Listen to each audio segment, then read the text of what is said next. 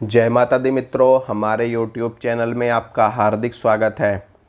मित्रों, कुछ लोगों ने कमेंट में मुझसे ये पूछा था कि चालीसा जो होती है, किसी भी देव या किसी भी देवी की चालीसा हो तो वो कितने पाठ पे सिद्ध होती है।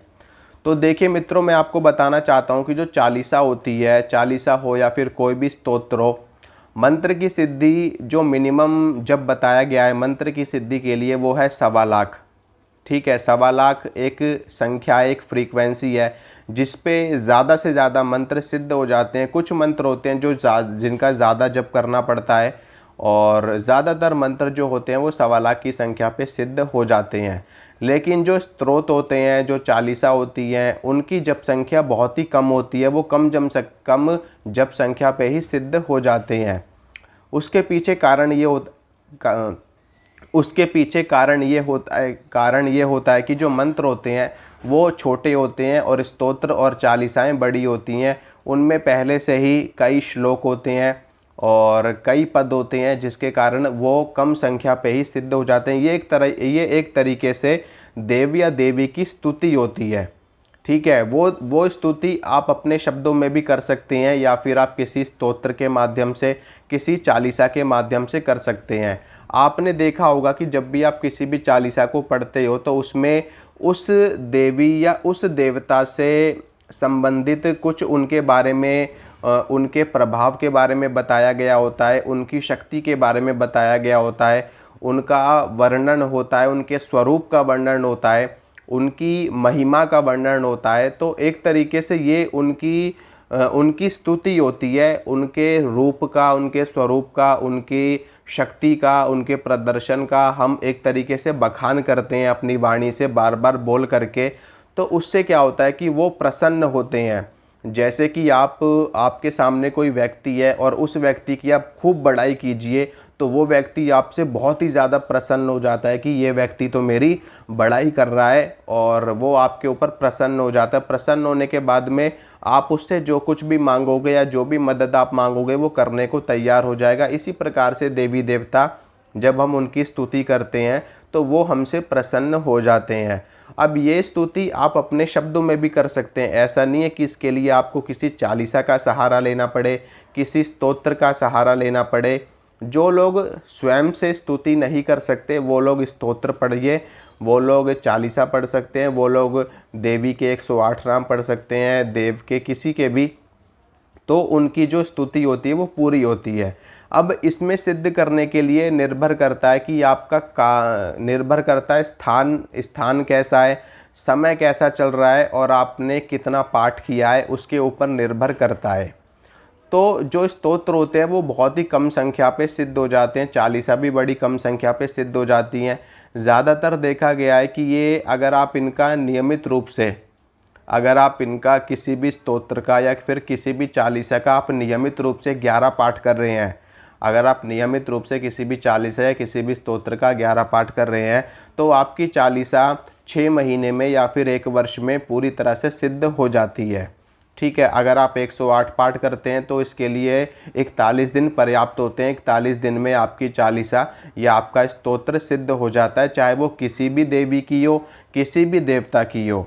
तो अगर आप चालीसा को सिद्ध करना चाहते हैं और आपके पास समय अधिक है तो आप रोज़ 108 पाठ करिए, दुर्गा चालीसा के रोज़ 108 पाठ करिए और 41 डेज़ में दुर्गा चालीसा सिद्ध हो जाएगी और इसका प्रभाव भी आपको दिखना शुरू हो जाएगा। ठीक है, इसी प्रकार से विष्णु चालीसा को भी आप प्रतिदिन 108 पाठ करिए। 41 डेज़ में विष्णु चालीसा आपकी सिद्ध हो जाएगी, उसका प्रभाव भी आपको दिखना शुरू हो जाएगा। काली चालीसा भी इसी प्रकार से सिद्ध की जाती है और शिव चालीसा भी इसी प्रकार से सिद्ध की जाती है। चाहे कोई सी भी चालीसा हो, इसी प्रकार से आप सिद्ध कर सकते हैं। या फिर अगर आपके पास समय नहीं है तो आप नियमित रूप से 11 पाठ सुबह करिए, 11 पाठ शाम को करिए, या फिर एक टाइम 11 पाठ करिए और इंतज़ार करिए। कुछ महीनों में आपकी चालीसा सिद्ध हो जाएगी, उसका असर भी आपको दिखना शुरू हो जाएगा।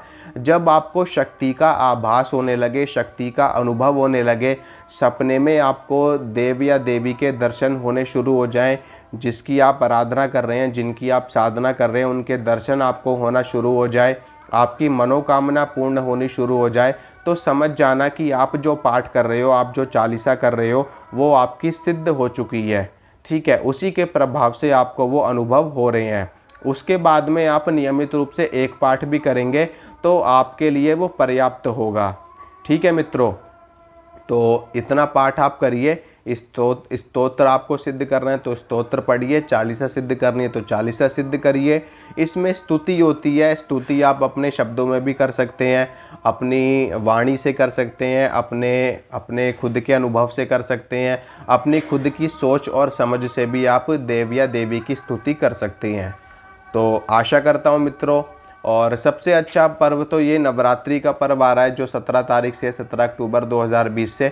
इसमें आप देवी की कोई भी चालीसा आप सिद्ध कर सकते हैं।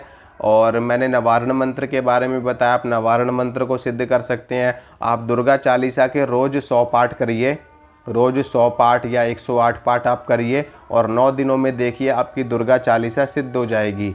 क्योंकि ये नवरात्रि का समय है और इस समय पर देवी की शक्ति अपनी चरम पर होती है। ठीक है, ब्रह्मांड में पूरा ब्रह्मांड देवी की शक्ति से व्याप्त होता है। देवी की शक्ति हर जगह विद्यमान होती है और अपने प्रचंड रूप में होती है देवी की शक्ति। तो ऐसे में अगर आप दुर्गा चालीसा के रोज़ 100 पाठ या 108 पाठ करते हैं तो आपकी चालीसा 9 दिनों में ही सिद्ध हो जाएगी। दुर्गा चालीसा सिद्ध कर सकते हैं, काली चालीसा सिद्ध कर सकते हैं। जो लोग माता शीतला की पूजा करते हैं या जिनकी कुल देवी माता शीतला है, वो लोग शीतला चालीसा को भी सिद्ध कर सकते हैं। जो लोग माता विंध्यवासिनी को मानते हैं वो लोग विंध्येश्वरी चालीसा को सिद्ध कर सकते हैं। जो लोग देवी लक्ष्मी को मानते हैं वो देवी लक्ष्मी की चालीसा को सिद्ध कर सकते हैं। जो लोग देवी सरस्वती की पूजा करते हैं देवी सरस्वती की चालीसा को सिद्ध कर सकते हैं। तो आप जिस भी देवी को मानते हो आप उनकी स्तुति करिए, चाहे आप उनके 108 नाम पढ़िए, चाहे आप उनकी चालीसा पढ़िए, चाहे आप उनके स्तोत्र पढ़िए। जो भी आप पढ़ेंगे वो आपकी सिद्ध हो जाएगी और उसके बाद में उसका प्रभाव भी आपको दिखेगा। ऐसी बात नहीं है कि सिद्ध हो जाए। कई बार लोग ये प्रश्न करते हैं कि हमें कैसे पता चलेगा कि हमने जो चालीसा पढ़ी है वो सिद्ध हो गई है। देखिए, जब कोई चीज़ सिद्ध होती है तो वो अपना प्रभाव स्वयं दिखाना शुरू कर देती है। उसके लिए आपको उसका टेस्ट लेने की आवश्यकता नहीं होती। ठीक है, अगर आपने कोई मंत्र सिद्ध किया है तो उस मंत्र का प्रभाव आपको खुद दिखना शुरू हो जाता है। वो आपको सपने में उसका प्रभाव दिखने लगता है, आपको प्रत्यक्ष रूप से भी उसका प्रभाव दिखने लगता है, या फिर आपका जो कार्य है, आपके कार्य में आपको सफलता मिलनी शुरू हो जाती है। आपकी सोची हुई चीज़ पूरी होने लगती है, आपके मुख से निकली हुई बातें सत्य होने लगती है। ये सारी चीज़ें उसी मंत्र का ही प्रभाव होता है जो आपने सिद्ध किया है, या फिर जो आपने चालीसा सिद्ध करी है, या फिर जो आपने स्तोत्र सिद्ध किया है। ये सारी चीज़ें उसी चीज़ का प्रभाव होती हैं। तो अलग से आपको कोई भी टेस्ट लेने की आवश्यकता नहीं होती। ठीक है मित्रों, तो आप इसमें करिए और इसमें आपको ज़रूर सिद्धि प्राप्त होगी नवरात्रों में। और क्योंकि ये जो दशहरे वाले नवरात्र हैं ये बहुत ही ज़्यादा अपने आप में महत्वपूर्ण भूमिका रखते हैं। ठीक है, तो आशा करता हूँ मित्रों जो जानकारी मैंने आपको दी आपको पसंद आई होगी, आपको अच्छी लगी होगी। वीडियो को लाइक कीजिए, वीडियो को शेयर कीजिए, चैनल को कीजिए सब्सक्राइब। मिलूँगा आपसे अगली वीडियो में, तब तक के लिए जय माता दी।